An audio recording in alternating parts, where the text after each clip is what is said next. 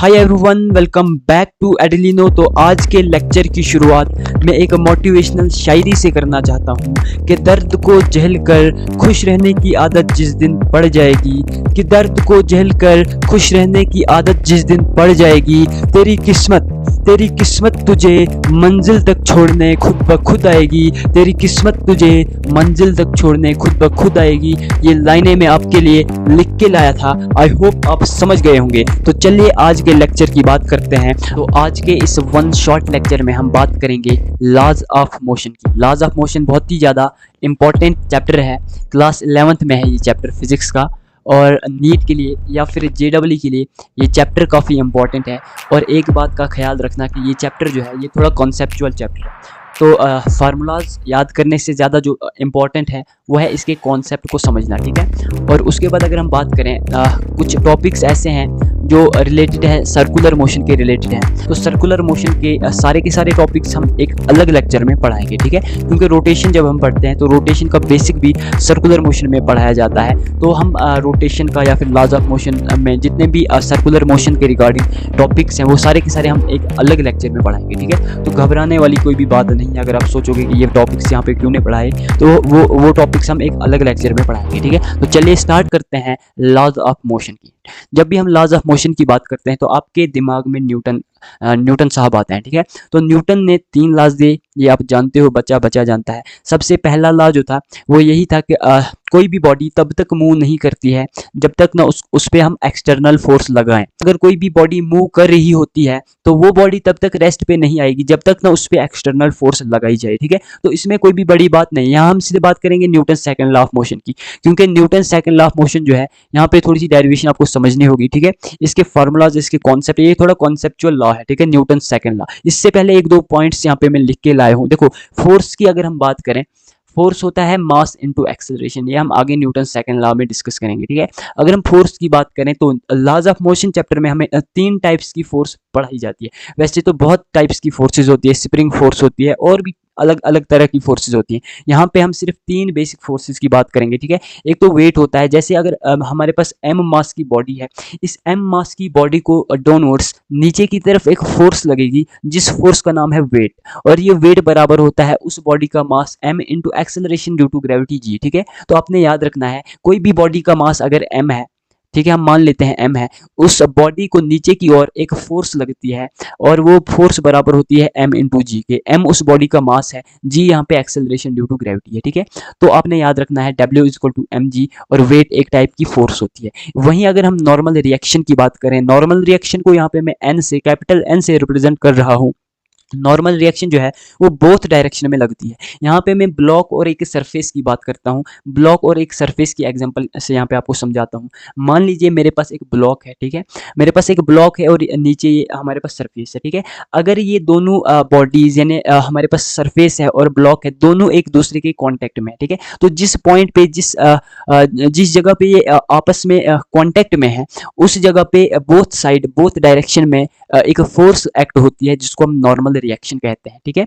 ये ब्लॉक नीचे की ओर फोर्स लगाएगा, ठीक है। ब्लॉक जो है वो फोर्स लगाएगा सरफेस पे ड्यू टू ब्लॉक, ठीक है। और ऊपर की तरफ जो फोर्स लगेगी वो होगी normal reaction on block due to surface, ठीक है। तो ये इक्वल एंड अपोजिट होती है, ठीक है। इक्वल एंड अपोजिट फोर्स होती है, एक्ट करती है बिटवीन सरफेसेस, ठीक है। तो नॉर्मल रिएक्शन यहाँ पे मैंने लिखा है NBS यानी N on body, N on block due to surface is equal to normal reaction on surface due to block, ठीक है। उसके बाद अगर हम टेंशन की बात करते हैं तो टेंशन भी एक टाइप की फोर्स होती है। मान लीजिए हमारे पास यहाँ पे कोई बॉडी जो है उसको हमने कनेक्ट किया है स्ट्रिंग के जरिए या फिर रोप के जरिए। m मास की बॉडी को हमने यहाँ पे कनेक्ट किया है, ठीक है, इसके साथ लटकाया हुआ है।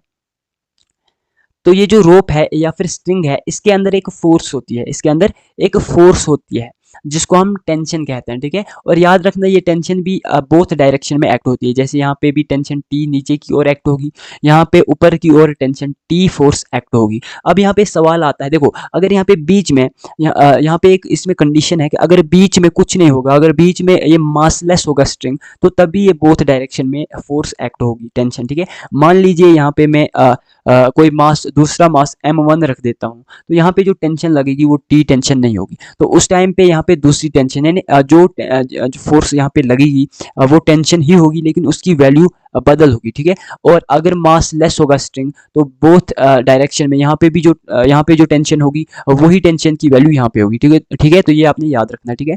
उसके बाद हम बात करते हैं Newton second law of motion की। सबसे पहले यहाँ पे मैं आपको बता दूं, एफ फोर्स जो होता है वो बराबर होता है change in momentum upon change in time, ठीक है। अगर हम यहाँ पे फोर्स की बात करें तो फोर्स जो होता है वो बराबर होता है change in momentum upon change in time. हम जानते हैं कि मोमेंटम पी होता है एम इंटू वी, ठीक है। और बाकी का फार्मूला हम सेम रखते हैं। देखो आपने अगर बेसिक मैथ पढ़ा होगा वहां पे हमने पढ़ा था कि डिफरेंशिएशन यानी कि d by d t of u into v किसके बराबर होगा, ठीक है। ये आपने वहां पे बिल्कुल अच्छे से पढ़ा होगा, ठीक है। अगर आपने ये वहां पे पढ़ा होगा ये वाला फार्मूला, तो इसी फार्मूले के जरिए हम इसकी डिफरेंशिएशन करते हैं, differentiation of m into v, ठीक है। m को यहाँ पे u मान लेते हैं और v तो यहाँ पे v ही है, ठीक है। ये एक फार्मूला है जिसके जरिए हम क्या करते हैं, डिफरेंशिएशन करते हैं। तो जब हम इसकी डिफरेंशिएशन करते हैं तो ये निकल के आता है m into differentiation of velocity plus v into differentiation of mass. यहाँ पे देखो मास की अगर हम बात करें, फॉर एग्जांपल हमारे पास कोई ब्लॉक है जिसका मास m है, क्या ये मास चेंज हो सकता है? ये मास कभी भी चेंज नहीं होगा। फॉर एग्जांपल हमारे पास ये बॉडी है, इसका मास 60 kg है, तो ये एक कांस्टेंट वैल्यू होती है, ये कभी भी चेंज नहीं होती है। लेकिन अगर आपसे पूछा जाए, अगर आपकी इक्वेशन में लिखा होगा कि चेंज इन मास, तो आप उसको क्या लिखोगे? उसको आप 0 लिखोगे,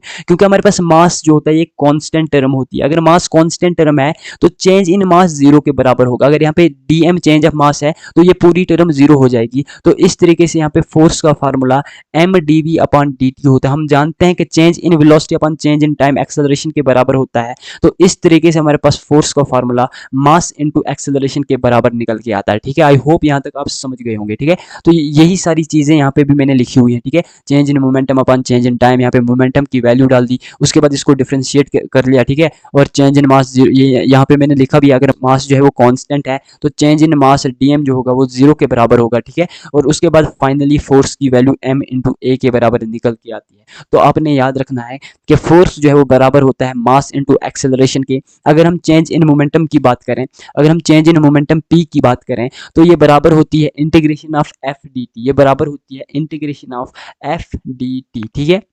देखो यहाँ से अगर हम डेल्टा पी निकालें तो डेल्टा डी टी को हम उस तरफ लेते हैं तो ये एफ डी टी होता है। जब इसकी इंटीग्रेशन करते हैं तो डेल्टा पी यानी चेंज इन मोमेंटम निकल के आता है integration of F D T. और अगर हमारे पास फोर्स वर्सेस टाइम का ग्राफ होगा तो फोर्स वर्सेस टाइम के ग्राफ के अंडर जो एरिया आएगा उसी एरिया यानी एरिया अंडर एफ टी करो जो होगा उसी को हम यहाँ पे चेंज इन मोमेंटम कहेंगे। और याद रखना कि डेल्टा पी जो होता है एक्चुअल में इसको हम इम्पल्स भी कह सकते हैं, ठीक है। एक्चुअल में ये इम्पल्स नहीं होता है, ये इम्पल्स नहीं होता है, बट हम इसकी वैल्यू जो होती है वो बराबर होती है। तो डेल्टा पी जो होता है ये बराबर होता है इम्पल्स के, ठीक है। आगे हम इसको बिल्कुल अच्छे से देखेंगे, ठीक है, इम्पल्स और चेंज इन मोमेंटम को, ठीक है। फिलहाल याद रखोगे डेल्टा पी बराबर होता है इम्पल्स के, ठीक है। उसके बाद नेक्स्ट है हमारे पास नेट एक्सेलरेशन। देखो मैंने आपको बताया कि फोर्स F होता है m इंटू ए की। अगर यहाँ से एक्सेलरेशन की वैल्यू निकालें तो एक्सेलरेशन निकल के आएगा F अपॉन m, ठीक है, फोर्स अपॉन मास, ठीक है। तो अगर हम नेट एक्सेलरेशन की बात करें तो फोर्स भी वहां पे नेट होगी और मास भी वहां पे नेट मास होगा, ठीक है। तो नेट एक्सेलरेशन होता है नेट फोर्स अपॉन नेट मास, ये किसी भी सिस्टम पे वैलिड होता है। उसके बाद देखो अगर हम फ्री बॉडी डायग्राम की बात करें, फ्री बॉडी डायग्राम की अगर हम बात करें जिसको हम FABD कहते हैं, ठीक है, तो इसको हम कैसे सॉल्व करते हैं, देखो ये मैं अगली स्लाइड पे बिल्कुल अच्छे से समझाऊंगा। देखो अगर हमारे पास यहाँ पे सरफेस है, इस सरफेस पे मैंने m मास का कोई ब्लॉक रख दिया तो हम जानते हैं कि इस पे नीचे की तरफ एक फोर्स mg लगेगी जिसको हम वेट कहते हैं, ठीक है।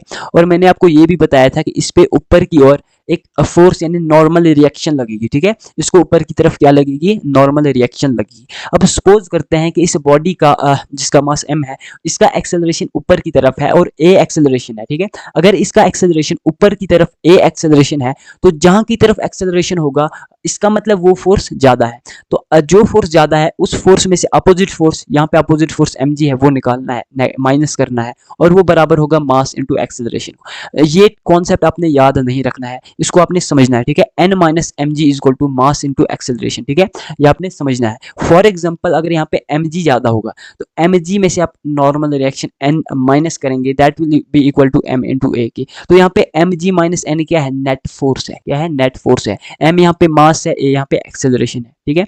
तो यही चीजें मैंने यहाँ पे भी लिखी है कि यहाँ पे इसको नीचे की ओर mg लग रहा है, ऊपर की ओर इसको नॉर्मल रिएक्शन लग रहा है, ठीक है। और अगर इस बॉडी को, इस ब्लॉक को मैं पॉइंट से रिप्रेजेंट कर रहा हूँ तो इसको मैं नीचे की ओर ये फोर्स दिखाऊंगा, ऊपर की ओर ये फोर्स दिखाऊंगा। मैं सपोज कर रहा हूँ, ठीक है, ये वैसे पॉसिबल नहीं है। मैं सपोज कर रहा हूँ कि इस बॉडी की एक्सेलरेशन ऊपर की ओर है, मैं सपोज कर रहा हूँ, तो उस केस में नेट फोर्स होगी n माइनस एम जी, ठीक है। तो n minus m g net force होगी, that will be equal to mass into acceleration, ठीक है। और यहाँ पे मैंने लिखा है नेट फोर्स, ठीक है। तो ये मैंने यहाँ पे एक पॉइंट और लिखा है कि डू नॉट मेमोराइज, ये आपने याद नहीं रखना है, क्योंकि ये याद रख के कोई भी क्वेश्चन सॉल्व नहीं होगा, ठीक है। ये कोई फॉर्म, ये एक कॉन्सेप्ट है, बेसिक कॉन्सेप्ट है, इसको आपने सिर्फ समझना है, ठीक है। उसके बाद अगर हम मोशन ऑफ कनेक्टेड बॉडीज की बात करें, देखो जब इस तरीके से बॉडीज को कनेक्ट किया जाता है उस केस में मोशन कैसे होता है, फोर्स की वैल्यू क्या होती है। देखो सबसे पहले मैं आपको समझाता हूँ यहाँ पे। अगर हमारे पास तीन बॉडीज हैं, ठीक है, तीनों बॉडीज एक दूसरे के साथ कनेक्टेड हैं, ठीक है। एक बॉडी का मास m1 है, दूसरी बॉडी का मास m2 है, तीसरी बॉडी का मास m3 है, ठीक है। एक बॉडी का मास m1 और दूसरी का m2 और तीसरी बॉडी का मास m3 है, ठीक है। उसके बाद हम मान लेते हैं ये जो m1 मास जो हमारे पास है, इस पे हम फोर्स F लगाते हैं, ठीक है। अगर इस पे हम फोर्स F लगाएंगे तो ये पूरा का पूरा सिस्टम जो है ये एक्सेलरेशन ए से मूव करेगा। तो मान लेते हैं कि m1 मास a1 एक्सेलरेशन से मूव करेगा, m2 a2 से एक्सेलरेशन से मूव करेगा और m3 मास जो है वो a3 एक्सेलरेशन से मूव करेगा। यहाँ पे ध्यान से देखना कि अगर हमारे पास ये तीनों बॉडीज कनेक्टेड हैं तो मान लेते हैं m1 m2 जहाँ पे कनेक्टेड हैं वहाँ पे m1 जो है वो m2 के ऊपर नॉर्मल रिएक्शन लगा रहा है और m2 m1 पे नॉर्मल रिएक्शन लगा रहा है। हम यहाँ पे नॉर्मल रिएक्शन को n से रिप्रेजेंट कर रहे हैं और बोथ डायरेक्शन में नॉर्मल रिएक्शन इक्वल होगा बट अपोजिट होगा। इन द सेम वे जहां पे मास m2 और m3 एक दूसरे के साथ यानी कांटेक्ट में है, वहां पे भी एक नॉर्मल रिएक्शन फोर्स एक्ट हो रही है। इस नॉर्मल रिएक्शन फोर्स को हम n1 से यहाँ पे रिप्रेजेंट करेंगे, ठीक है। अब ये नॉर्मल रिएक्शन भी दोनों तरफ इक्वल है बट अपोजिट है, ठीक है। m3 m2 पे लगा रहा है और m2 m3 पे लगा रहा है। अब आपने ये यहाँ पे पॉइंट देखना है कि नेट फोर्स जो होगा वो मास इंटू एक्सेलरेशन के बराबर होगा। ये आपने यहाँ पे कॉन्सेप्ट लगाना है। देखो अब देखो वैसे ये टॉपिक कोई पढ़ाता नहीं है जो यहाँ पे, वैसे ये कोई टॉपिक है ही नहीं, पहली बात तो ये कोई टॉपिक है ही नहीं, ठीक है। ये डायरेक्ट क्वेश्चन में अप्लाई किया जाता है और यहाँ पे मैंने इसलिए ये लिख के लाया ताकि आपको पता चले। ये आपने याद नहीं रखना है, ये गलती कभी नहीं मैंने आपको लेक्चर के स्टार्टिंग में ही बोला था कि ये चैप्टर कॉन्सेप्चुअल है और इसके ये जितने भी टॉपिक्स हैं जहाँ याद करने की जरूरत होगी वहाँ मैं आपको बोल दूंगा, लेकिन ये टॉपिक याद करने का बिल्कुल नहीं है, यहाँ आपको समझना ही होगा, ठीक है। याद करके बिल्कुल भी फायदा नहीं है, ठीक है। देखो अब यहाँ पे मैं आपको बताता हूँ, अगर मास m1 की बात करें, मास m1 पे नेट फोर्स क्या है। मास m1 पे हम F फोर्स अप्लाई कर रहे हैं इस डायरेक्शन में, ठीक है, इस डायरेक्शन में। और इसी के अपोजिट डायरेक्शन में हमने सबसे पहले क्या देखना है, हमने किस फोर्स में से कौन सी फोर्स माइनस करनी है, इसीलिए ये वाला कॉन्सेप्ट मैंने आपको समझाया था, ठीक है। ये वाला कॉन्सेप्ट मैंने इसीलिए समझाया, नहीं तो ये क्यों समझाता मैं यहाँ पे, ठीक है। मैंने इसीलिए ये समझाया। हमने एक्सेलरेशन का डायरेक्शन देखना है भाई कि एक्सेलरेशन किस डायरेक्शन में लग रही है, ठीक है। एक्सेलरेशन किस डायरेक्शन में है वो डायरेक्शन हमने देखनी है। फॉर यहाँ पे आप देख सकते हो ना, इस तरफ m1 मास पे a1 एक्सेलरेशन है, इस तरफ यानी m1 मास जो है वो a1 एक्सेलरेशन से चल रहा है, m1 मास a1 एक्सेलरेशन से चल रहा है, वो भी इस डायरेक्शन में। जिस डायरेक्शन में चल रहा होगा उस डायरेक्शन में जो फोर्स लग रही है उस फोर्स में से माइनस करना है जो अपोजिट फोर्स होगी। तो m1 पे जो अपोजिट फोर्स लग रही है वो है नॉर्मल डायरेक्शन n, तो इसमें से n माइनस करना है। तो नेट फोर्स यहाँ पे हमारे पास m1 है। अगर एक्सेलरेशन हम कॉमन एक्सेलरेशन यहाँ पे a ही मान लेते हैं, ठीक है, क्योंकि ये कनेक्टेड बॉडीज हैं और कनेक्टेड बॉडीज अगर हैं तो तीनों का एक्सेलरेशन सेम होगा, ठीक है। अब यहाँ पे देखो m1 इंटू ए यहाँ पे करते हैं, तो यही यहाँ पे भी मैंने लिखा है F minus n is equal to m1 into a, क्योंकि तीनों बॉडीज एक दूसरे के साथ कनेक्टेड है तो जाहिर सी बात है कि एक्सेलरेशन सेम होगा, तीनों बॉडीज सेम एक्सेलरेशन से मूव करेंगी, ठीक है। अब देखो आगे मैं आप समझाता हूँ। अब यहाँ पे देखो, अब अगर हम मास m2 की बात करें तो m2 पे जो फोर्स है, देखो हमने देखना है कि किस डायरेक्शन में एक्सेलरेशन लग रहा है। जिस डायरेक्शन में एक्सेलरेशन लग रहा है m2 पे जिस डायरेक्शन में एक्सेलरेशन है ठीक है, उस डायरेक्शन में फोर्स यहाँ पे n है, कैपिटल N है, तो n पहले मैंने लिखा। उसमें से कौन सी फोर्स माइनस करनी है, जो m2 पे अपोजिट डायरेक्शन में, n के अपोजिट डायरेक्शन में फोर्स एक्ट हो रही है, तो m2 पे जो अपोजिट डायरेक्शन में फोर्स एक्ट हो रही है वो है n1। तो n1 जो है वो एक्सेलरेशन के अपोजिट डायरेक्शन में एक्ट हो रही है, इसलिए यहाँ पे मैंने माइनस n1 किया, ठीक है। तो ये नेट फोर्स होगी, ठीक है, ये हमारे पास नेट फोर्स है, और नेट मास हमारे पास m2 है और एक्सेलरेशन a है, ठीक है। इसी तरीके से अगर m3 की बात करें, तो m3 के केस में नेट फोर्स हमारे पास n1 माइनस n1, अगर यहाँ पे देखें तो यहाँ पे अपोजिट फोर्स कोई भी नहीं है, इसलिए यहाँ पे खाली n1 हमारे पास नेट फोर्स है, ठीक है। अब देखो, अगर हम m3 की बात करें, तो m3 n1 इधर की तरफ लगा रहा है, और m3 पे m2 नॉर्मल रिएक्शन इधर की तरफ लगा रहा है, ठीक है। तो हमारे पास यहाँ पे नेट फोर्स खाली n1 है, तो यहाँ पे नेट फोर्स n1 बराबर होगी m3 इंटू ए के। m3 यहाँ पे इसका नेट मास है, और a यहाँ पे एक्सेलरेशन है, और n1 जो है ये मास m3 पे नेट फोर्स है, ठीक है।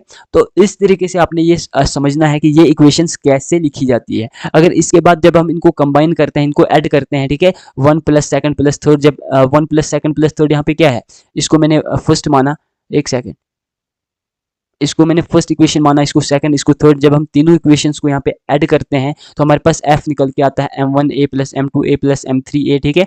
और यहाँ से एक्सेलरेशन की वैल्यू निकल के आती है force upon m1 plus m2 plus m3, ठीक है। तो net acceleration ultimately net force upon net mass के बराबर निकल के आती है, ठीक है, नेट एक्सेलरेशन, और ये वैलिड होता है किसी भी सिस्टम पे, ठीक है। उसके बाद अगर हम नॉर्मल, ये मैंने आपको पहले ही बता दिया कि नॉर्मल रिएक्शन n जो होता है ये एक्ट होता है बिटवीन सरफेसेस, ठीक है, सरफेस के बीच में नॉर्मल रिएक्शन फोर्स जो है वो एक्ट होती है, और नॉर्मल रिएक्शन इक्वल होती है, ठीक है, दोनों डायरेक्शन में इक्वल होती है और अपोजिट होती है, ठीक है।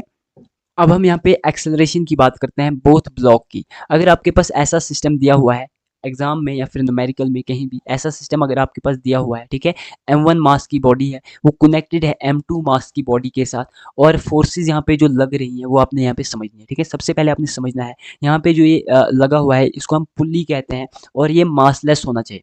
अगर ये पुल्ली मासलेस होगा तभी जाके यहाँ पे जो टेंशन लगेगी वो टेंशन बराबर होगी, जो टेंशन यहाँ पे लगेगी उसके बराबर होगी, ठीक है। यहाँ पे m1 मास की बॉडी है, यहाँ पे m2 मास की बॉडी है, ये m1 मास की बॉडी का एक्सेलरेशन ऊपर की ओर है, ठीक है, एक्सेलरेशन a है, सेम एक्सेलरेशन से m2 बॉडी नीचे की ओर मूव कर रही है। अब यहाँ पे आपने देखना है कि जो m1 है इस पे नीचे की ओर फोर्स m1g लगेगी, और m2 पे m2 इंटू जी फोर्स नीचे की तरफ लगेगी, ठीक है। ये एक्चुअली वेट होता है, और वेट एक टाइप की फोर्स होती है, हम जानते हैं, ठीक है। अब यहाँ पे देखो, हमारे पास यहाँ टेंशन, अगर आपको यहाँ पे अगर पूछा होगा आपसे कि टेंशन आप फाइंड आउट करो, तो टेंशन का यहाँ पे मैं डायरेक्ट फार्मूला लाया हूँ, ठीक है। और अगर आपसे पूछा जाएगा कि m1 मास या फिर m2 मास किस एक्सेलरेशन से आगे बढ़ रहा है, आगे चल रहा है, तो उस एक्सेलरेशन का भी यहाँ पे मैंने डायरेक्ट फार्मूला लिख के लाया है, ठीक है। सबसे पहले एक्सेलरेशन देखते हैं।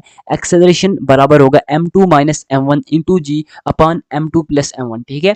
एक्सेलरेशन का आपने डायरेक्ट फार्मूला याद रखना है कि m2 माइनस m1 इंटू जी अपॉन m2 प्लस m1, ठीक है। वहीं अगर हम टेंशन की बात करें तो यहाँ पे जो स्ट्रिंग लगी हुई है, यहाँ पे आपने सपोज करना है कि ये पुल्ली जो है ये मासलेस है। अगर ये पुल्ली मासलेस नहीं होगी तो उस केस में ये टेंशन जो यहाँ पे होगी वो इसके बराबर नहीं होगी, तो इसलिए आपको सपोज करना होगा कि पुल्ली जो है वो मासलेस है, और क्वेश्चन में एक गिवन होगा, ठीक है।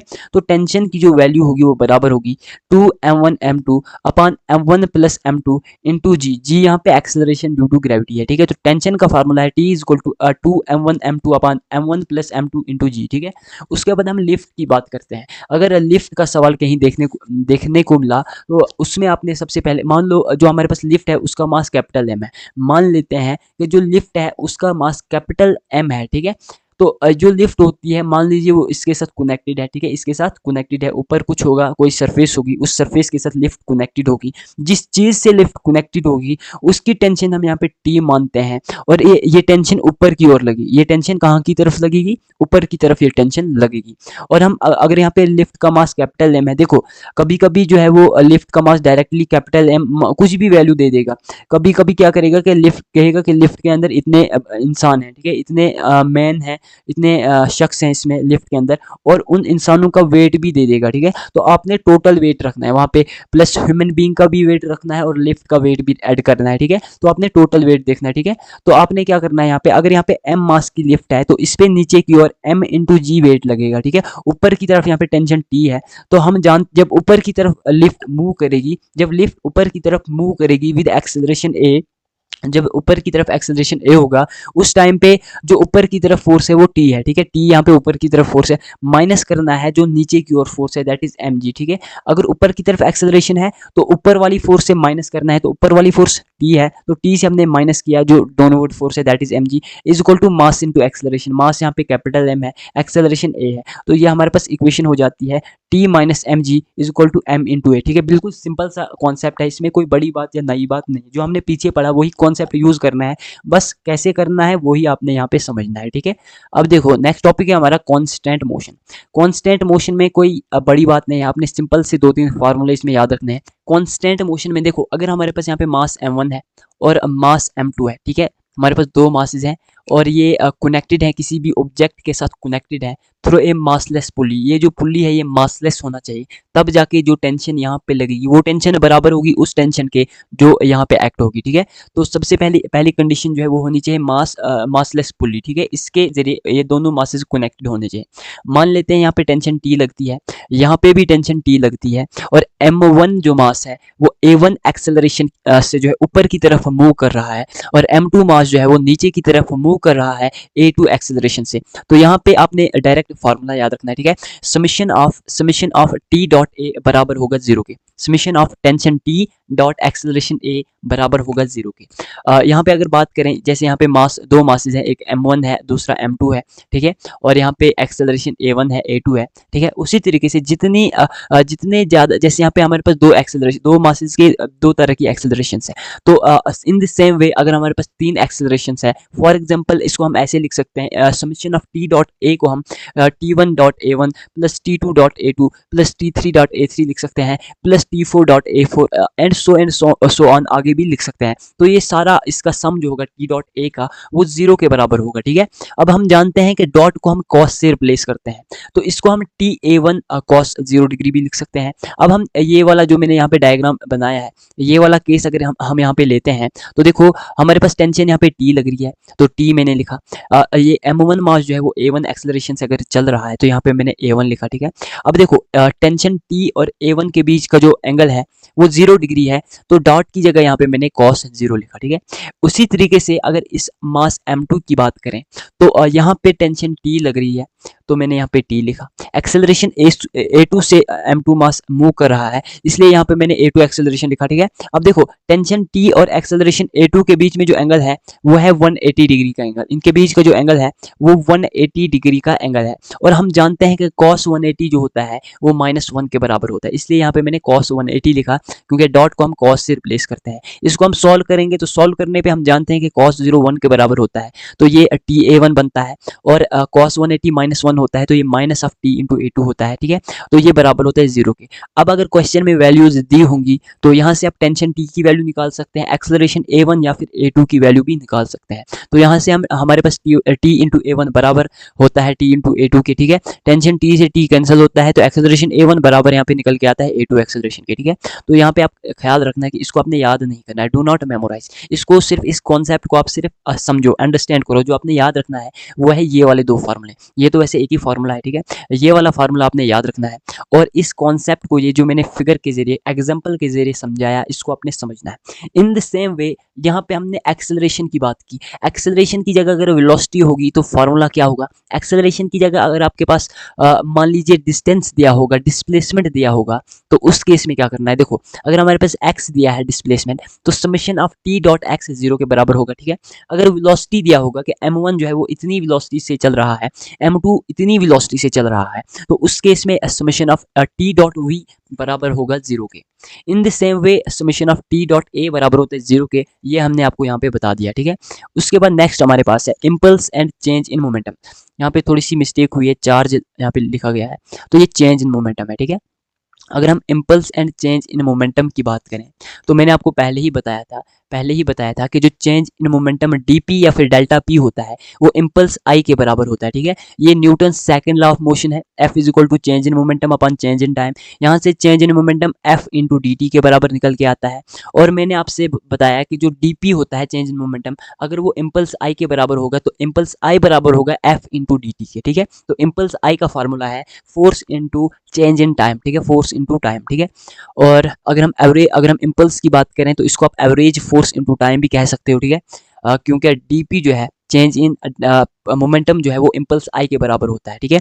अब अगर यहाँ पे आपके पास ग्राफ दिया होगा और ग्राफ जो है वो फोर्स वर्सेस टाइम टी के बीच का होना चाहिए, तो जो F T force time F T curve होगी उसके अंदर जितना भी एरिया होगा वो हमें इम्पल्स आई बताएगा, यानी चेंज इन मोमेंटम बताएगा, ठीक है। उसके बाद इम्पल्स की बात करें, अगर हमारे पास यानी वेरिएबल फोर्स होगी, वेरिएबल टाइम होगा, तो उस केस में फॉर एग्जांपल जैसे हमारे पास F1 फोर्स है, यानी कांस्टेंट फोर्स नहीं है, तो वेरिएबल के केस में जैसे F1 फोर्स है, ठीक है, F2 फोर्स है, F3 फोर्स है, तो इस केस में हम इम्पल्स जो लिखते हैं वो F1 dt के बराबर होता है plus F2 dt plus F3 dt plus F4 dt and so on. और कलेक्टिवली इसी फार्मूले को हम लिखते हैं integration of F D T का इंटीग्रेशन होता है टाइम t1 से t2 तक, ये बराबर होता है इम्पल्स आई के, ठीक है। यहाँ से अगर यूनिट की बात करें, अगर इम्पल्स आई के यूनिट की बात करें तो वो होता है न्यूटन सेकंड, ठीक है, न्यूटन सेकंड, क्योंकि न्यूटन होता है फोर्स का यूनिट और सेकंड होता है टाइम का यूनिट।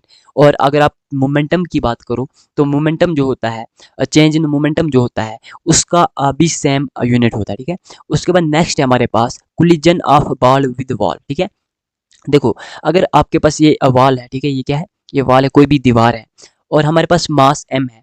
मास m जो है, यहाँ पे दो एंगल्स आपने ध्यान में रखना है, ठीक है। हमारे पास दो एंगल यहाँ पे बनेंगे और एग्जाम में दोनों एंगल से, यानी एग्जाम में कोई सा एंगल देगा, फॉर एग्जांपल एग्जाम में थीटा देगा, तो थीटा अगर देगा तो वहाँ पे फार्मूला डिफरेंट लगेगा, अगर अल्फा एंगल देगा तो फार्मूला डिफरेंट लगेगा। यहाँ पे आपने थोड़ा सा ख्याल रखना है इसका, ठीक है।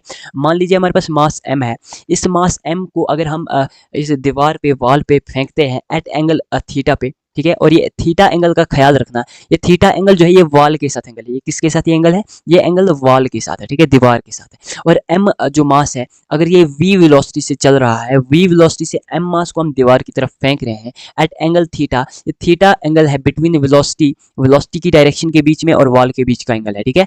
तो ये मास जो है ये यहाँ से रिफ्लेक्ट हो जाएगा, यहाँ से बाउंस बैक हो जाएगा, इसको इसके साथ कोलाइड करके ये रिफ्लेक्ट हो जाएगा और एंगल थीटा पे ही ये v वेलोसिटी से इस डायरेक्शन में आ जाएगा, ठीक है। तो आपने याद रखना है जब भी आप थीटा एंगल पे m मास को किसी भी m मास के ऑब्जेक्ट को फेंकते हो at velocity v angle theta पे, तो वो बॉडी जो होती है वो v ही वेलोसिटी से थीटा एंगल पे जो है वो वॉल के साथ कोलाइड करके रिफ्लेक्ट हो जाती है। और यहाँ पे याद रखना, यहाँ पे चेंज इन मोमेंटम को जो डायरेक्शन होता है वो इस तरफ होता है, वो इस तरफ होता है, परपेंडिकुलर टू द वॉल होता है, जो वॉल होता है उसके परपेंडिकुलर होता है। और जो चेंज इन मोमेंटम और वेलोसिटी के डायरेक्शन के बीच का जो एंगल होता है उसको हम यहाँ पे अल्फा कह रहे हैं, ठीक है। जब हम बाल को फेंक रहे हैं, ये बाल हो सकता है, कुछ भी ऑब्जेक्ट हो सकता है, जब हम इस बाल को फेंकते हैं ना तो इसके बीच में और इस delta P change in momentum के बीच में अल्फा एंगल बनता है। और जब बाल रिफ्लेक्ट होता है तो उसकी वेलोसिटी और डेल्टा पी के बीच का जो एंगल होता है वो भी अल्फा ही होता है। तो यहाँ पे आपने अल्फा और थीटा एंगल के बीच का डिफरेंस यहाँ पे समझना है, ठीक है। तो जब आपके पास एंगल अल्फा दिया होगा तो उस केस में डेल्टा पी का फार्मूला होगा 2mv cos अल्फा, ठीक है। पहले आपने डायग्राम को समझना है, उसके बाद ये फार्मूले याद करने हैं, ठीक है। अगर आपके क्वेश्चन में न्यूमेरिकल के अंदर थीटा एंगल की वैल्यू दी होगी तो उस केस में डेल्टा पी यानी चेंज इन मोमेंटम का फार्मूला होगा 2 into m into v sine theta, ठीक है। तो जब भी आपके पास थीटा एंगल देगा तो चेंज इन मोमेंटम बराबर होगा 2mv साइन थीटा। जब आपके पास अल्फा एंगल देगा जो कि एंगल है चेंज इन मोमेंटम और वेलोसिटी के डायरेक्शन के बीच का, तो उस केस में डेल्टा पी का फार्मूला होगा 2mv cos अल्फा, ठीक है। उसके बाद नेक्स्ट टॉपिक है हमारा स्प्रिंग फोर्स, ठीक है। स्प्रिंग फोर्स की अगर हम बात करें तो स्प्रिंग फोर्स को हम यहाँ पे F से रिप्रेजेंट कर रहे हैं, FSP से रिप्रेजेंट कर रहे हैं। तो स्प्रिंग फोर्स बराबर होता है K इंटू एक्स के, ठीक है। जब भी आप स्प्रिंग को कंप्रेस करते हो या फिर एक्सपेंड करते हो तो उस पर एक रेस्टोरिंग फोर्स लगती है जिसको हम स्प्रिंग फोर्स कहते हैं, जो फोर्स स्प्रिंग को अपनी इनिशियल यानी ओरिजिनल पोजीशन पे वापस ले आती है, ठीक है। तो स्प्रिंग फोर्स F जो होती है वो बराबर होती है K इंटू एक्स के। यहाँ पे F जो है वो फोर्स ऑफ स्प्रिंग है, K यहाँ पे स्प्रिंग का कांस्टेंट है, जो हर एक स्प्रिंग का अपना अपना कांस्टेंट होता है।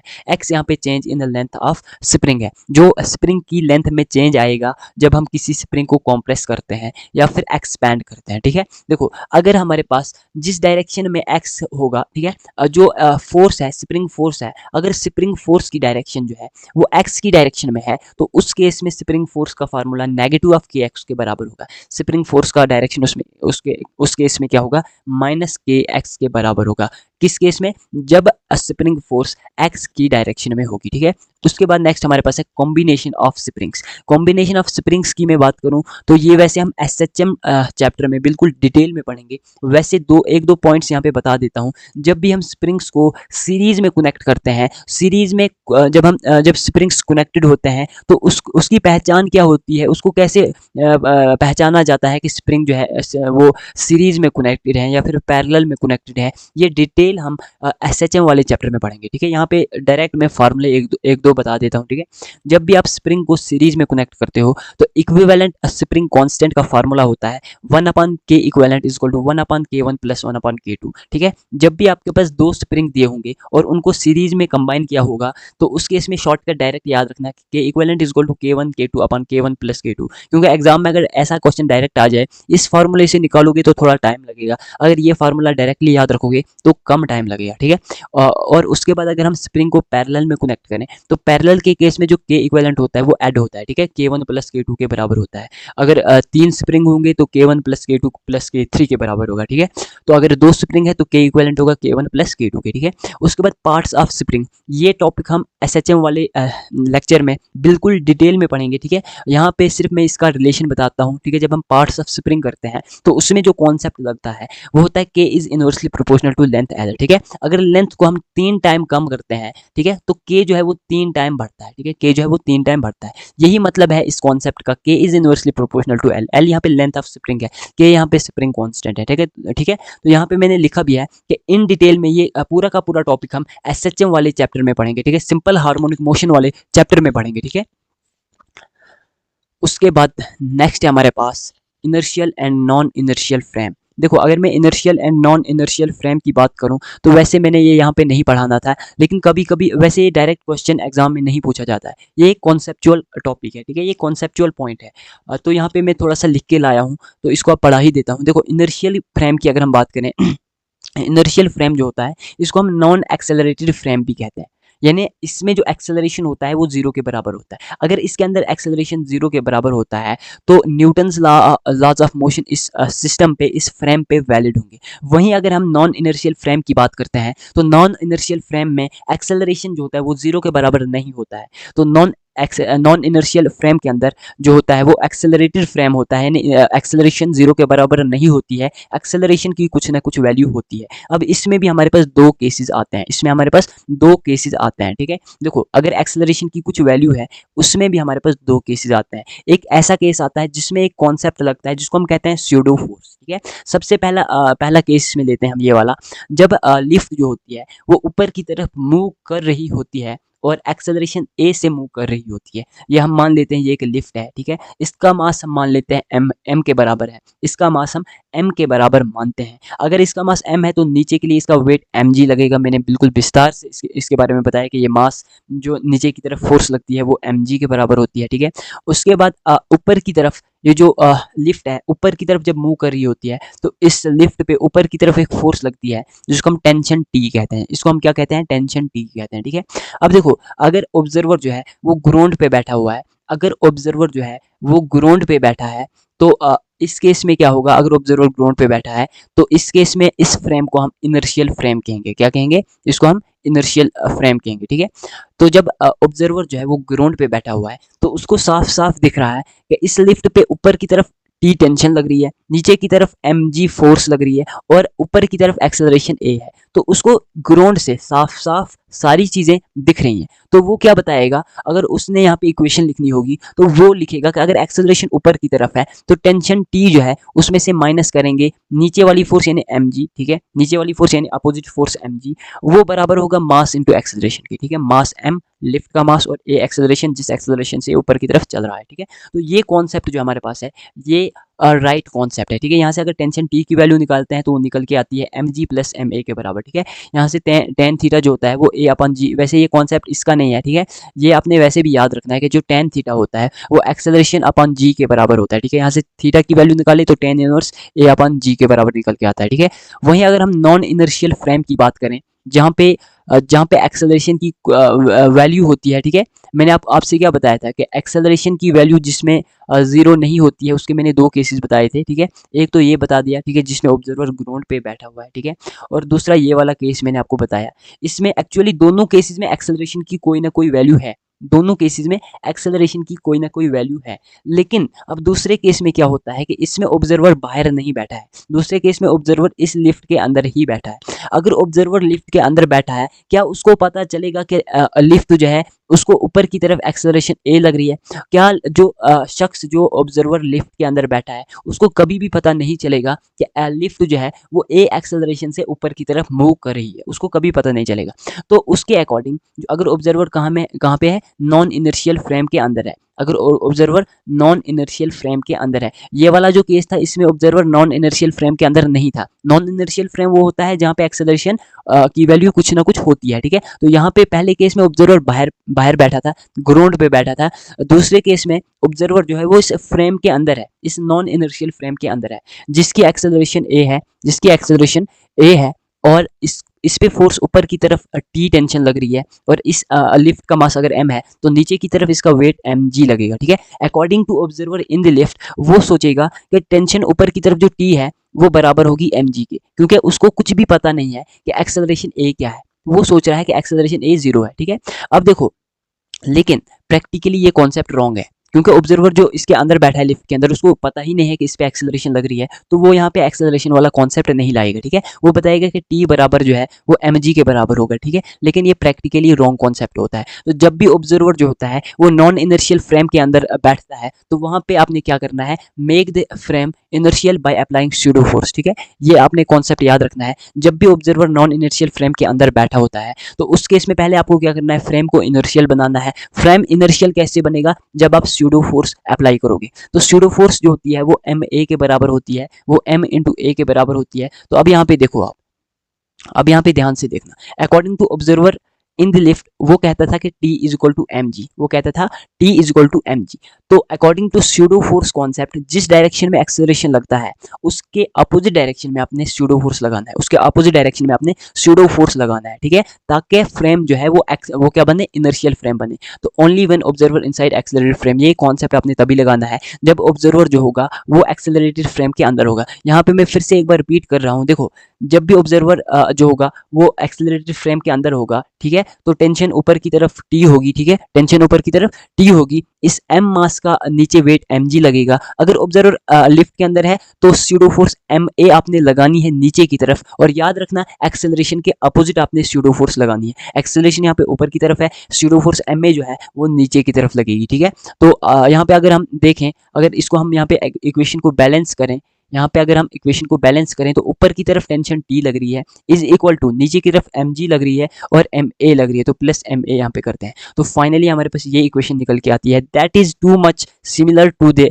Equation that we discussed in this case, ठीक है। तो यहाँ पे हमने पढ़ा था कि T is equal to mg plus ma, तो यहाँ पे भी स्यूडो फोर्स कॉन्सेप्ट लगा के यही रिजल्ट आता है जो कि प्रैक्टिकली करेक्ट है, ठीक है। यहाँ से अगर T माइनस mg लिखते हैं तो वो बराबर निकल के आता है ma के बराबर, ठीक है। तो आपने फाइनली यहाँ पे याद रखना है, सिर्फ एक पॉइंट याद रखना है, जब भी आपके पास जो ऑब्जर्वर होगा वो लिफ्ट के अंदर होगा, ठीक है, फ्रेम के अंदर होगा, तो उस केस में आपने स्यूडो फोर्स अप्लाई करनी है, उस डायरेक्शन में अप्लाई करनी है जो डायरेक्शन एक्सेलरेशन की डायरेक्शन के अपोजिट है, ठीक है। उसके बाद अपरेंट वेट इन लिफ्ट की बात करूँ यहाँ पे, तो देखो आपने इसमें सिर्फ दो पॉइंट्स याद रखना है, इसमें ज़्यादा कॉन्सेप्ट मैं नहीं बताऊँगा, बस दो पॉइंट्स बताऊँगा। देखो, अगर हम वेट की बात करें, अपरेंट वेट की बात करें, एक्चुअल वेट की अगर मैं बात करूं तो देखो, अगर कोई ऑब्जेक्ट m मास का है उस पे नीचे की तरफ इसका वेट mg लगेगा, लेकिन मैं यहाँ पे अपरेंट वेट की बात कर रहा हूँ। तो अपरेंट वेट के दो केसेस आते हैं लिफ्ट के अंदर। सबसे पहला केस है कि apparent wait is more than actual wait, apparent wait is more than actual wait.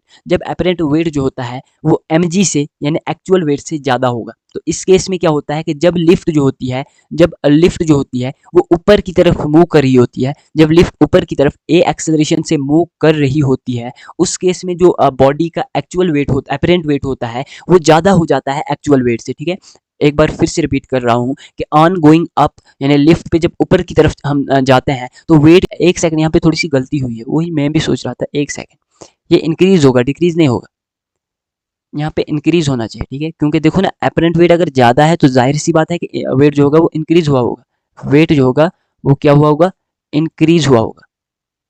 ठीक है, तो यहाँ पे क्या होता है, वेट जो होता है वो क्या होता है, इंक्रीज होता है।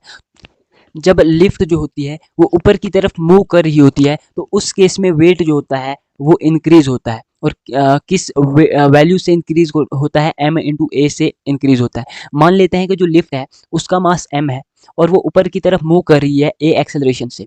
हम जानते हैं कि इसका एक्चुअल वेट जो है वो mg के बराबर है, वो mg के बराबर है। जब लिफ्ट ऊपर की तरफ मूव कर रही होती है तो उस केस में इसका वेट जो होता है वो इंक्रीज हो जाता है ma से। a वो एक्सेलरेशन है जिस एक्सेलरेशन से ये लिफ्ट ऊपर की तरफ मूव कर रही होती है। ठीक है, और m लिफ्ट का मास है, लिफ्ट के अंदर कोई पर्सन है, उसका मास, टोटल मास मिला के हम यहाँ से इसको यहाँ पे m से रिप्रेजेंट करते हैं। ठीक है, तो यही यहाँ पे भी मैंने लिखा है कि ऑन एक सेकेंड,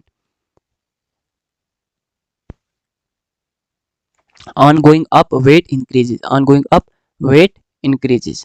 ठीक है, तो अपरेंट वेट जो होता है वो मोर देन एक्चुअल वेट होता है। ठीक है, तो यहाँ से m जो होता है वो कॉमन निकालते हैं तो m इंटू ए प्लस जी ये बन जाता है। ठीक है, ये आपका क्या है, अपरेंट वेट है। वहीं अगर हम बात करें जब लिफ्ट नीचे की तरफ मूव कर रही होती है तो उस केस में वेट डिक्रीज होता है। ठीक है, जब लिफ्ट जो होती है m मास की लिफ्ट नीचे की तरफ मूव कर रही होती है a एक्सेलरेशन से तो उस केस में जो वेट mg होता है वो डिक्रीज होता है ma से। ठीक है, m यहाँ पे मास है और a यहाँ पे डाउनवर्ड एक्सेलरेशन है। ठीक है, तो आपने याद रखना है कि जब भी लिफ्ट नीचे की तरफ मूव करती है तो वेट जो होता है वो डिक्रीज होता है। तो यही यहाँ पे भी मैंने लिखा है कि apparent wait is less than actual wait, जो एक्चुअल वेट है उससे कम जो है वो अपरेंट वेट है। ठीक है, तो on moving down in lift weight decreases. ठीक है, और कितना डिक्रीज होता है, m इंटू ए के बराबर डिक्रीज होता है।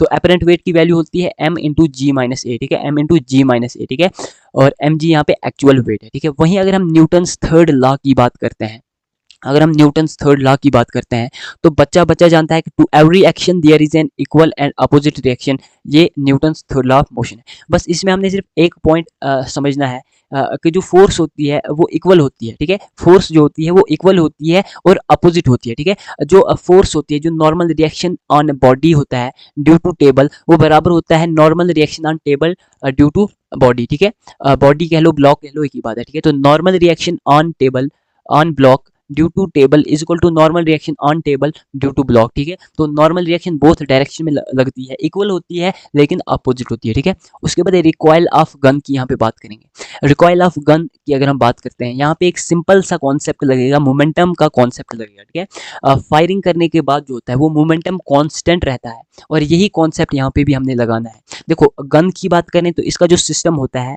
वो दो चीज़ों से बना होता है, एक तो प्योर गन होती है और दूसरा होता है ब्लड। दूसरा क्या होता है, ब्लड होता है। ठीक है, एक गन होती है, दूसरा ब्लड होता है। जिस वक्त हम मान लेते हैं गन जो है उसका मास कैपिटल एम है, गन का मास कैपिटल एम है, बुलेट जो जो है उसका मास स्मॉल एम है। ठीक है, जब हम फायर करते हैं तो जो बुलेट होती है, एम मास की जो बुलेट होती है वो यू वेलोसिटी से मान लेते हैं वो चलती है। बुलेट जो होती है फायर करने के बाद यू वेलोसिटी से चलती है। तो फायर करने के ठीक बाद जो गन होती है हम जानते हैं कि वो थोड़ा सा पीछे आती है, वो थोड़ा सा पीछे आती है। तो यहाँ पे मैंने माना कि फायर करने के इंस्टेंट बाद एम मास की जो गन होती है वो वी वेलोसिटी से थोड़ा सा पीछे आती है। ठीक है, आफ्टर फायरिंग। तो यहाँ पे आपने कॉन्सेप्ट याद रखना है कि मोमेंटम कांस्टेंट रहता है। ठीक है, मोमेंटम ऑफ गन बराबर होगा मोमेंटम ऑफ बुलेट के। ठीक है, तो मोमेंटम का फार्मूला होता है मास इनटू वेलोसिटी। तो mass of bullet into velocity of bullet is equal to mass of gun into velocity of gun। ठीक है, तो m into u is equal to m into v। ठीक है, तो ये किसका मोमेंटम है, बुलेट का मोमेंटम है और ये गन का मोमेंटम है। ठीक है, ठीक है, तो यहाँ पे ये सिंपल सा कॉन्सेप्ट यहाँ पे लगता है। ठीक है, उसके बाद नेक्स्ट टॉपिक है हमारा रॉकेट प्रोपल्शन। ठीक है, रॉकेट प्रोपल्शन में हमने दो तीन कॉन्सेप्ट यहाँ पे समझने हैं। देखो जब भी रॉकेट जो होती है उस वो ऊपर की तरफ जब जाती है रॉकेट, तो उस पे जो ऊपर की तरफ फोर्स लगती है उसको हम थ्रस्ट फोर्स कहते हैं। क्या कहते हैं? थ्रस्ट फोर्स ऑफ रॉकेट कहते हैं। और मान लेते हैं कि रॉकेट ऊपर की तरफ मूव कर रही है ए एक्सेलरेशन से, और रॉकेट का मास हम कैपिटल एम मानते हैं। अगर इसका मास कैपिटल एम है तो नीचे की तरफ एम जी नाम का वेट लगेगा, ठीक है, एम जी वेट नीचे की तरफ लगेगा, ठीक है। यहाँ से हम फोर्स की बात करें, जिस फोर्स से रॉकेट ऊपर की तरफ मूव करने लगती है उसको हम वैसे थ्रस्ट भी कहते हैं, ठीक है, थ्रस्ट ऑफ रॉकेट भी कहते हैं, ठीक है। तो वो बराबर होगी relative velocity into D M upon D T, relative velocity into D M upon D T. यहाँ पे याद रखना D M upon D T जो है ये रेट ऑफ फ्यूल कंजप्शन है। जो फ्यूल यानी स्मॉल मास, हम मान लेते हैं कि फ्यूल का मास डी एम है, स्मॉल मास फ्यूल का, ठीक है। डी टी टाइम में कितना कंज्यूम हो रहा है उसी को हम रेट ऑफ फ्यूल कंजप्शन कहते हैं। तो D M upon D T rate होता है फ्यूल कंजप्शन का। यहाँ पे वी रिलेटिव बराबर होता है velocity of exhaust with respect to rocket. जो रॉकेट मूव कर रही होती है ऊपर की तरफ, उस रॉकेट के रेस्पेक्ट में, उस रॉकेट की वेलोसिटी के रेस्पेक्ट में एग्जॉस्ट जो है उसका वेलोसिटी क्या है वही कहलाता है यहाँ पे वी रिलेटिव, ठीक है। यहाँ से अगर हम जनरल इक्वेशन लिखें तो ऊपर की तरफ अगर हमारे पास एक्सेलरेशन है तो यहाँ पे इक्वेशन लिखेंगे, नेट फोर्स हम लिखेंगे एफ माइनस एम जी। तो एफ माइनस एम जी बराबर होगा mass of rocket into acceleration, ठीक है। लेकिन इसका आपने जनरल फार्मूला याद रखना है कि एफ इज इक्वल टू जो हमारे पास थ्रस्ट है, जो हमारे पास थ्रस्ट फोर्स है वो बराबर होती है relative velocity into D M upon D T. D M upon D T यहाँ पे रेट ऑफ फ्यूल कंजप्शन है। वी रिलेटिव यहाँ पे क्या है? Velocity of exhaust with respect to rocket. जो नीचे की तरफ एग्जॉस्ट निकलता है ना, जो नीचे की तरफ फ्यूल कंज्यूम होता जाता है उसकी जो रिलेटिव वेलोसिटी, उसकी जो वेलोसिटी होती है विद रेस्पेक्ट टू रॉकेट, उसी को हम रिलेटिव वेलोसिटी ऑफ एग्जॉस्ट कहते हैं विद रेस्पेक्ट टू रॉकेट, ठीक है। और डीएम अपॉन डीटी जो है वो रेट ऑफ फ्यूल कंजप्शन है, ठीक है। और ये एक जनरल इक्वेशन है, ये तो आपको समझ आ ही गया होगा क्योंकि पीछे मैंने बहुत अच्छे से ये वाला कॉन्सेप्ट समझाया, ठीक है। उसके बाद नेक्स्ट हमारे पास आता है फ्रिक्शन।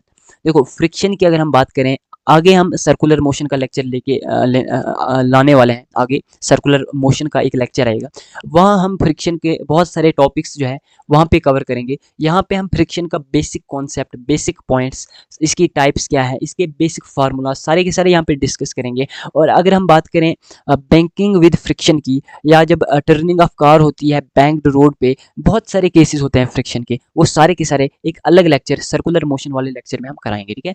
तो अगर फ्रिक्शन की बात करें, यहाँ पे मैं फ्रिक्शन को एफ से रिप्रेजेंट कर रहा हूँ, तो फ्रिक्शन फोर्स जो होती है वो म्यू के डायरेक्टली प्रोपोर्शनल होती है, ठीक है, म्यू के डायरेक्टली प्रोपोर्शनल होती है। और फ्रिक्शन जो होती है ये नॉर्मल रिएक्शन के भी डायरेक्टली प्रोपोर्शनल होती है। यहाँ पे कोफिशिएंट ऑफ फ्रिक्शन म्यू है और एन यहाँ पे नॉर्मल रिएक्शन है। देखो हमेशा याद रखना कि जो एन होता है वो एम जी के बराबर होता है, लेकिन ये ऑलवेज ट्रू नहीं होता है, ये हमेशा ट्रू नहीं होता है।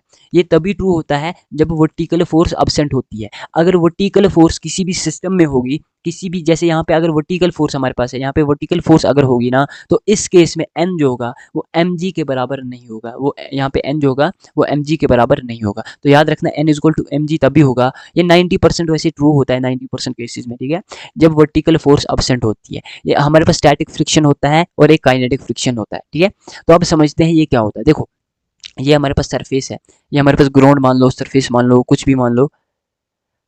तो अगर हमारे पास ये सरफेस है, इसके ऊपर हमने एक ब्लॉक रखा हुआ है, अगर इसके ऊपर हमने ब्लॉक रखा हुआ है और इस ब्लॉक पे हम एफ फोर्स लगाते हैं, इस ब्लॉक पे हम एफ फोर्स लगाते हैं, और क्योंकि ये दोनों ऑब्जेक्ट्स जो है हमारे पास सरफेस और ब्लॉक, ये दोनों कांटेक्ट में है, तो सरफेस जो है वो इस ब्लॉक पे एक फोर्स लगाएगा अपोजिट डायरेक्शन में, ठीक है। जिस डायरेक्शन में हम एक्सटर्नल फोर्स लगा रहे हैं उसके अपोजिट डायरेक्शन में इनके बीच में एक फोर्स एक्ट होगी जिसको हम फ्रिक्शन फोर्स कहते हैं, ठीक है। अब याद रखना जब हम फोर्स लगाएंगे, अगर फोर्स लगाने के बाद ये ब्लॉक मूव नहीं करता है, यानी there is no relative motion between the surface and the block, इस केस में जो फ्रिक्शन फोर्स लग रहा है इस ब्लॉक और सरफेस के बीच में, उस फ्रिक्शन फोर्स को हम स्टैटिक फ्रिक्शन कहते हैं, ठीक है।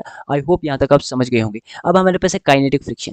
देखो काइनेटिक फ्रिक्शन जब भी इसकी बात की जाएगी तो कहीं ना कहीं मोशन की बात की जा रही है, ठीक है। देखो अगर यहाँ पे मैं इस ब्लॉक पे एफ फोर्स लगा रहा हूँ, इस पे एफ फोर्स लगा रहा हूँ, और हम जानते हैं कि अगर ये कांटेक्ट में है सरफेस और ब्लॉक, तो सरफेस जो है वो इस ब्लॉक पे पीछे की तरफ अपोजिट डायरेक्शन में एक फोर्स लगाएगा जिसको हमने फ्रिक्शन फोर्स कहा, ठीक है। तो ये फ्रिक्शन फोर्स पीछे की तरफ लग रही है। लेकिन अगर हम ज़्यादा फोर्स लगाएंगे, स्टैटिक फ्रिक्शन से ज़्यादा फोर्स लगाएंगे किस पे, इस ब्लॉक पे, जब स्टैटिक फ्रिक्शन से ज़्यादा फोर्स लगती है तो उस केस में क्या होता है कि ये ब्लॉक जो होता है ये मूव करने लगता है। यानी there is a relative motion between block and surface, surface और ब्लॉक के बीच में रिलेटिव मोशन होने लगता है। तो इस केस में जो हमारे पास फ्रिक्शन एक्ट होती है इस ब्लॉक और सरफेस के बीच में, उसी फ्रिक्शन को हम काइनेटिक फ्रिक्शन कहते हैं। याद रखना, काइनेटिक फ्रिक्शन के केस में जो फ्रिक्शन फोर्स लगती है वो जो होती है वो एक्सटर्नल फोर्स को कंट्रोल नहीं कर सकती है, जिसकी वजह से रिलेटिव मोशन होने लगता है विद वेलोसिटी v, ठीक है। ब्लॉक v वेलोसिटी से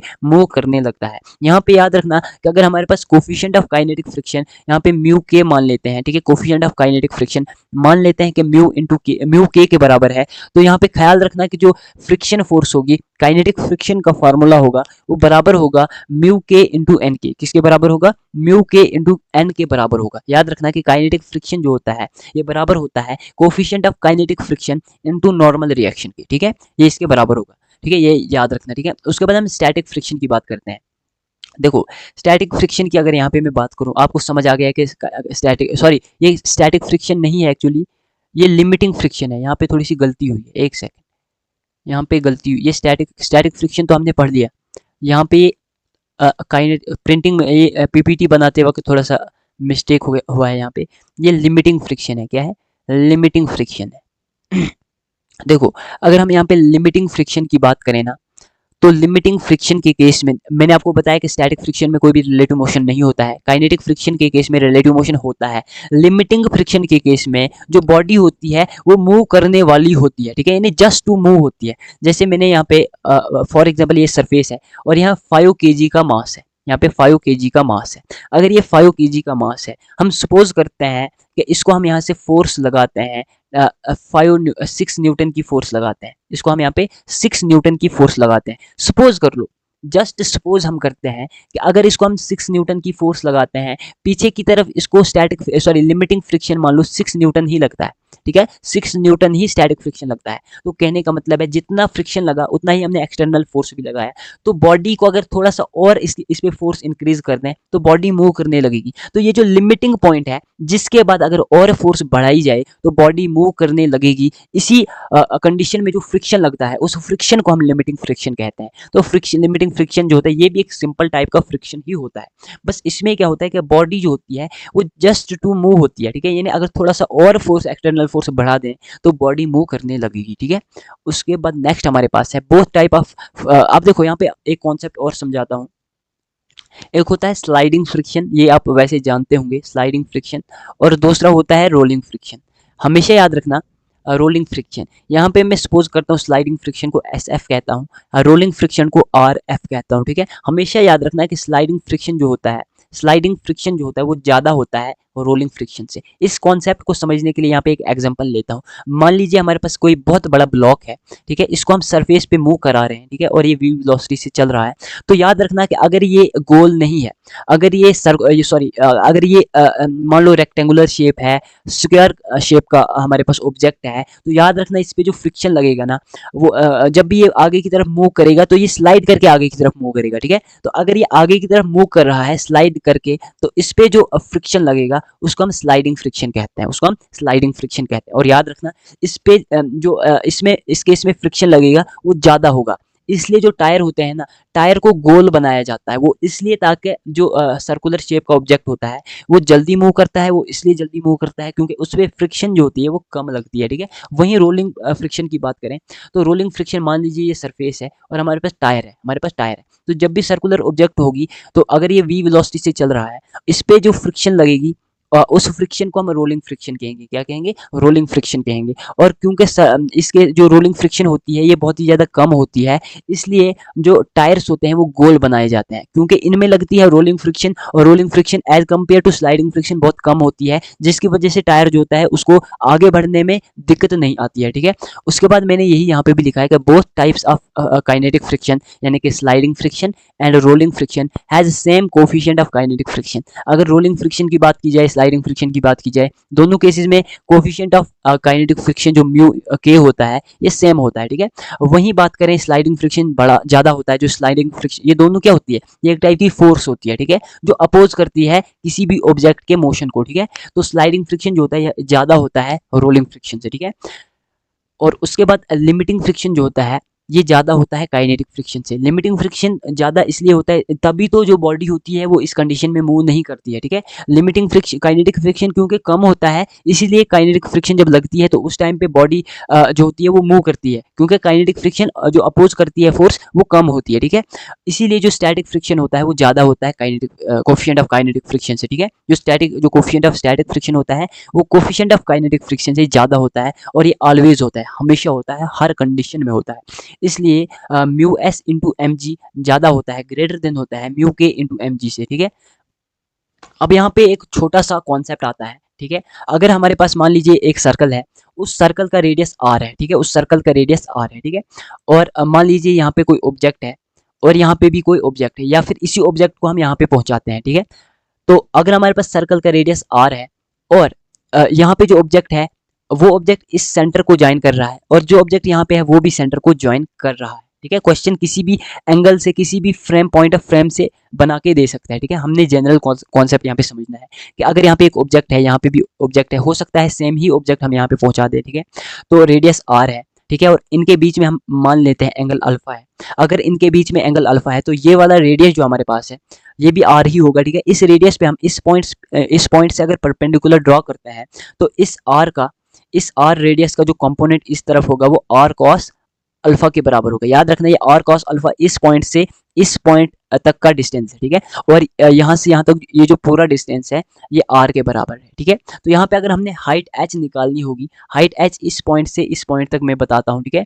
अगर यहाँ पे मैंने हाइट एच निकालनी होगी तो उसका एक जनरल सा फार्मूला है, H is equal to R minus R cos alpha, ठीक है। देखो ऑब्वियस सी बात यहाँ पे है कि अगर मैंने यहाँ पे हाइट एच निकालनी होगी, अगर हाइट एच निकालनी होगी तो मुझे यहाँ से यहाँ तक का डिस्टेंस निकालना होगा, और ये मैं कैसे निकालूंगा, ये मैं निकालूंगा इस आर के कंपोनेंट से, ठीक है। तो आर का कंपोनेंट इस तरफ मान लेते हैं, ये एंगल अगर अल्फा है तो आर रेडियस का कंपोनेंट इस तरफ आर कॉस अल्फा है। अगर इसका कंपोनेंट आर कॉस अल्फा है तो यहाँ से यहाँ तक का डिस्टेंस आर है, कैपिटल आर है, तो ऑब्वियस सी बात है कि ये वाला distance R minus R cos alpha होगा, और इसी को हम यहाँ पे एच हाइट बोल रहे हैं, ठीक है। बिल्कुल सिंपल सा कॉन्सेप्ट है, इसको आपने समझना है, फार्मूले को समझना है, ठीक है। और उसके बाद हम आगे बढ़ते हैं, ब्लॉक ओवर ब्लॉक प्रॉब्लम्स, ठीक है। देखो जो हमारा नेक्स्ट टॉपिक है वो है ब्लॉक ओवर ब्लॉक प्रॉब्लम्स। बहुत सारे न्यूमेरिकल्स में, बहुत सारे क्वेश्चंस में ये कॉन्सेप्ट यूज होता है। देखो सबसे पहले अगर हमारे पास दो ब्लॉक्स हैं, यहाँ पे वैसे बहुत सारे ब्लॉक्स भी हो सकते हैं, मैंने यहाँ पे सिर्फ दो ब्लॉक्स का एग्जांपल लिया हुआ है, ठीक है। एक ब्लॉक का मास यहाँ पे m1 है, दूसरे ब्लॉक का मास हमारे पास क्या है, m2 है, ठीक है।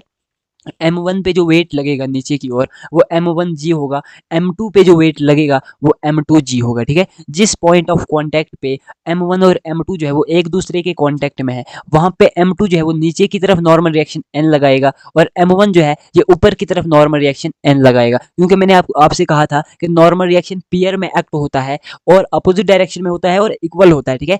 इसी तरीके से M1 और मास M1 और सरफेस के बीच में भी जो है वो नॉर्मल रिएक्शन लगता है। हम मान लेते हैं इस वाले नॉर्मल रिएक्शन को n डैश मान लेते हैं, ठीक है। ऊपर की तरफ भी यहाँ पे नॉर्मल रिएक्शन लगेगा और नीचे की तरफ भी नॉर्मल रिएक्शन लगेगा, ठीक है। एक बार फिर से रिपीट कर रहा हूँ कि हमने सरफेस पे m1 मास रखा हुआ है, m1 मास का ब्लॉक रखा हुआ है, इसके ऊपर एक m2 मास का ब्लॉक रखा हुआ है, m1 m2 के बीच में नॉर्मल रिएक्शन n लगता है, और m1 और सरफेस के बीच में जो नॉर्मल रिएक्शन लगता है वो n डैश है, और m1 का वेट m1g है, m2 का वेट m2g है। यहाँ पे अगर आपसे पूछा जाए कि नॉर्मल रिएक्शन n क्या है, नॉर्मल रिएक्शन n डैश क्या है, तो उसी का फार्मूला यहाँ पे मैं लिख के लाया हूँ, ठीक है। देखो अगर हमसे पूछा जाए कि नॉर्मल रिएक्शन n क्या है, तो यहाँ पे n जो नॉर्मल रिएक्शन है वो एक्ट हो रहा है m1 और m2 के बीच में, ठीक है, और ये बराबर होगा m2g के बराबर। ये किसके बराबर होगा, m2g के बराबर होगा। याद रखना कि अगर यहाँ पे आप नॉर्मल रिएक्शन देख रहे हो इस पॉइंट पे, तो यहाँ पे जो नॉर्मल रिएक्शन बोथ डायरेक्शन में एक्ट होगा वो m2g के बराबर होगा। m2g मास है ऊपर वाले ब्लॉक का, ठीक है। वहीं अगर हम n डैश की बात करें तो n डैश नॉर्मल रिएक्शन है जो एक्ट हो रहा है इस पॉइंट पे, इस पॉइंट ऑफ कॉन्टेक्ट पे, जहाँ पे m1 जो है वो सरफेस के ऊपर रखा हुआ है। m1 जो है वो सरफेस पे नॉर्मल रिएक्शन n डैश लगा रहा है, सरफेस जो है वो m1 मास पे n डैश नॉर्मल रिएक्शन लगा रहा है। तो इस केस में अगर नॉर्मल रिएक्शन इस पॉइंट की बात की जाए, इस पॉइंट के नॉर्मल रिएक्शन की बात करें, देखो सरफेस के ऊपर m1 मास भी है, m2 मास भी है, इसलिए इस पॉइंट वाला नॉर्मल रिएक्शन यानी कि n डैश जो होगा वो m1 प्लस m2 इंटू जी के बराबर होगा, यानी m1g प्लस m2g के बराबर होगा। यहाँ से हम g कॉमन निकालते हैं तो n डैश यहाँ पे बनता है m1 plus m2 into g, ठीक है। क्योंकि यहाँ पे इस पॉइंट की अगर हम जो नॉर्मल रिएक्शन यहाँ पे लग रहा है, इस नॉर्मल रिएक्शन इस पॉइंट ऑफ कॉन्टैक्ट के ऊपर एक ही मास है, वो है m2, तो यहाँ पे जो नॉर्मल रिएक्शन होगा वो बराबर होगा m2g के बराबर, ठीक है। इस पॉइंट पे जो मास है, इस पॉइंट से ऊपर दो मासेस हैं, एक m1 है एक m2 है, इसलिए n डैश जो है इस पॉइंट का जो नॉर्मल रिएक्शन है जो लग रहा है यहाँ पे सरफेस और m1 के बीच में, वो बराबर है m1 प्लस m2 इंटू जी के बराबर, ठीक है। उसके बाद हम कांटेक्ट फोर्स की बात करते हैं। देखो अगर आपके पास किसी क्वेश्चन में मान लीजिए फ्रिक्शन फोर्स भी लग रही है और नॉर्मल रिएक्शन भी लग रहा है, उस केस में हमारे पास जो रिजल्टेंट फोर्स होगी ना, रिजल्टेंट फोर्स उस केस में होगी R is equal to under root of N square plus F square. F यहाँ पे फ्रिक्शन है, एन यहाँ पे नॉर्मल रिएक्शन है, इसी को हम कांटेक्ट फोर्स कहते हैं, ठीक है। अगर हम एंगल ऑफ फ्रिक्शन की बात करें तो एंगल ऑफ फ्रिक्शन को यहाँ पे मैं लेमडा से रिप्रेजेंट कर रहा हूँ, ठीक है। एंगल ऑफ फ्रिक्शन लेमडा से रिप्रेजेंट कर रहा हूँ और टेन लेमडा जो होगा वो म्यू एस के बराबर होगा। टेन लेमडा बराबर होगा कोफिशिएंट ऑफ स्टैटिक फ्रिक्शन के बराबर, ठीक है। और यहाँ पे लेमडा जो है वो क्या होगा, लेमडा यहाँ पे एंगल ऑफ फ्रिक्शन है और टेन लेमडा होगा म्यू इंटू म्यू एस के बराबर, ठीक है। म्यू एस क्या है, कोफिशिएंट ऑफ स्टैटिक फ्रिक्शन है, ठीक है। देखो अगर हम motion on smooth incline plane की यहाँ पे बात करें, ठीक है, मान लीजिए हमारे पास ये एक इंक्लाइन प्लेन है, ये एक इंक्लाइन प्लेन है, ये स्मूथ है और ये रफ है, ठीक है। अगर ये रफ है तो जाहिर सी बात है इस पे जो टाइम लगेगा किसी भी ऑब्जेक्ट को नीचे आने में या ऊपर ले जाने में वो ज़्यादा होगा, वो क्या होगा, वो ज़्यादा होगा। तो आपने इतनी सी बात यहाँ पे समझनी है कि अगर हमारे पास रफ ऑब्जेक्ट है, ठीक है, रफ इंक्लाइन प्लेन है, उस पर मान लीजिए टाइम t1 लगता है, हमारे पास ये स्मूथ की बात है, ये स्मूथ इंक्लाइन प्लेन की बात है। अब रफ इंक्लाइन प्लेन की अगर बात करते हैं तो रफ इंक्लाइन प्लेन पे मान लेते हैं कि t2 टाइम लगता है। अब देखो अगर सरफेस रफ है तो उस पर फ्रिक्शन लगेगा, अगर सरफेस स्मूथ है उस पर फ्रिक्शन नहीं लगेगी। जब सरफेस स्मूथ है फ्रिक्शन नहीं लगेगी तो जाहिर सी बात है टाइम जो है वो कम लगेगा। ऑब्जेक्ट को अगर यहाँ से गिराते हैं तो नीचे पहुंचने में ऑब्जेक्ट को जो है वो कम टाइम लगेगा, ठीक है।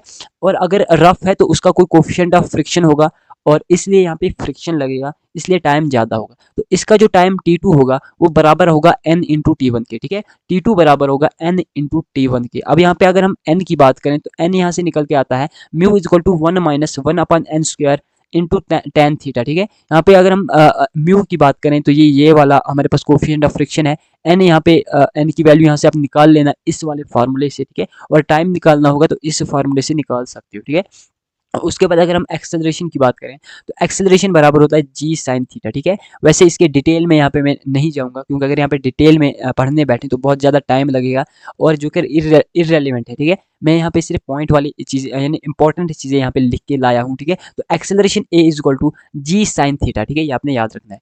उसके बाद नेक्स्ट है हमारे पास when body is moving upward, when body is moving upward, उस केस में जो फ्रिक्शन होता है ना वो नीचे की ओर लगता है, नीचे की डायरेक्शन में फ्रिक्शन लगता है। मान लीजिए हमारे पास ये एंगल जो है ये कोई भी इंक्लाइन प्लेन है और याद रखना ये रफ इंक्लाइन प्लेन होगा क्योंकि अगर स्मूथ होगा तो स्मूथ के केस में फ्रिक्शन एक्ट नहीं होता। ये रफ इंक्लाइन प्लेन अगर है तो इस पे हम कोई ब्लॉक m रखते हैं, m को अगर ऊपर की तरफ हम मूव कराते हैं u मीटर पर सेकंड की वेलोसिटी से तो याद रखना इस पे नीचे की ओर एक फ्रिक्शन f लगेगी। याद रखना यहाँ पे अगर मास m है और ये एंगल थीटा है तो ये फ्रिक्शन f जो होगा ये बराबर होगा mu M G cos theta के बराबर होगा, ठीक है। क्योंकि यहाँ पे इसका कंपोनेंट हम लेते हैं, इसको जब सॉल्व करते हैं तो फ्रिक्शन f निकल के आता है mu M G cos theta, ठीक है। वैसे अगर फ्रिक्शन की बात करें तो फ्रिक्शन होता है म्यू इंटू एन के, ठीक है। तो म्यू यहाँ पे एज इट इज लिख लिया। नॉर्मल रिएक्शन एन जो हमारे पास फोर्स है उसका कंपोनेंट हमने यहाँ पे ये वाला लिख लिया, ठीक है, क्योंकि इसका नीचे की तरफ कंपोनेंट एम जी होता है और एम जी जो हमारे पास है फोर्स है, इसका इस तरफ जो कंपोनेंट है वो एम जी कॉस थीटा है। तो इस तरीके से हमारे पास जो फ्रिक्शन होती है वो किसके बराबर निकल के आती है, mu M G cos theta के बराबर निकल के आती है, ठीक है। यहाँ पे आपने सिंपल सी बात यहाँ पे याद रखनी है कि जब भी हम एम मास का अगर ब्लॉक है उसको ऊपर की तरफ मूव कराते हैं किसी भी इंक्लाइन प्लेन पे तो नीचे की तरफ फ्रिक्शन लगती है। अगर ये एंगल थीटा है, इसका मास एम है तो फ्रिक्शन बराबर होगी mu M G cos theta के बराबर, ठीक है। और यहाँ पे याद रखना जो जब भी बॉडी को ऊपर की तरफ मूव कराते हैं तो फ्रिक्शन नीचे की तरफ लगती है, ये मैंने आपको बता दिया। जो एक्सेलरेशन होगा इस केस में वो बराबर होगा जी sine theta plus mu G cos theta के, ठीक है। यहाँ पे याद रखना है बहुत ही इंपॉर्टेंट है ये वाला formula, acceleration is equal to G sine theta plus mu G cos theta, ठीक है। तो यहाँ पे आपका लॉज ऑफ मोशन कंप्लीट हो जाता है। ठीक है, यहाँ पे पूरा का पूरा लॉज ऑफ मोशन कंप्लीट हो जाता है। अब बात करते हैं जो बाकी के टॉपिक्स हैं जो बच गए, जो रिलेटेड हैं सर्कुलर मोशन के रिलेटेड हैं, वो हम एक अलग लेक्चर में डिस्कस करेंगे और वो लेक्चर नेक्स्ट लेक्चर ही होगा। इसके बाद जो हम लेक्चर रिकॉर्ड करने वाले हैं वो सर्कुलर मोशन का लेक्चर ही रिकॉर्ड करने वाले हैं। और रोटेशन की अगर हम बात करें, रोटेशनल डायनेमिक्स की, तो रोटेशनल डायनेमिक्स के भी बहुत सारे टॉपिक्स, इसका बेसिक कॉन्सेप्ट, बेसिक फार्मूलाज हम सर्कुलर मोशन वाले लेक्चर में करने वाले हैं। ठीक है, तो घबराने की कोई भी बात नहीं है। ठीक है, सारे के सारे टॉपिक, सारे के सारे कॉन्सेप्ट पढ़ाएंगे। जो इस चैप्टर में बच गए वो हम सर्कुलर मोशन में कवर करेंगे। ठीक है, तो यहाँ पे आपका लेक्चर हम रोकते हैं। ठीक है, अगर आपको माइंड मैप्स चाहिए या फिर फार्मूला शीट्स चाहिए या फिर शॉर्ट नोट्स चाहिए, ये आपके पास, ये हम फ्री ऑफ कॉस्ट आपको देंगे। ठीक है, आप सिर्फ व्हाट्सएप पे कांटेक्ट करना। ठीक है, हमारा व्हाट्सएप नंबर जो है वो इस वीडियो की डिस्क्रिप्शन बॉक्स में दिया होगा, वहाँ से जाके आप हमारे साथ कांटेक्ट करें। हम जो है वो आपको माइंड मैप्स दे देंगे, फार्मूला शीट्स या फिर शॉर्ट नोट्स दे देंगे। ठीक है, तो thank you so much for watching the lecture. अगर आपको लेक्चर अच्छा लगा होगा तो लेक्चर को, वीडियो को लाइक करके हमारे चैनल को ज़रूर सब्सक्राइब कर लेना। मिलते हैं फिर एक नए लेक्चर में एक नए टॉपिक के साथ, तब तक के लिए ऑल द बेस्ट।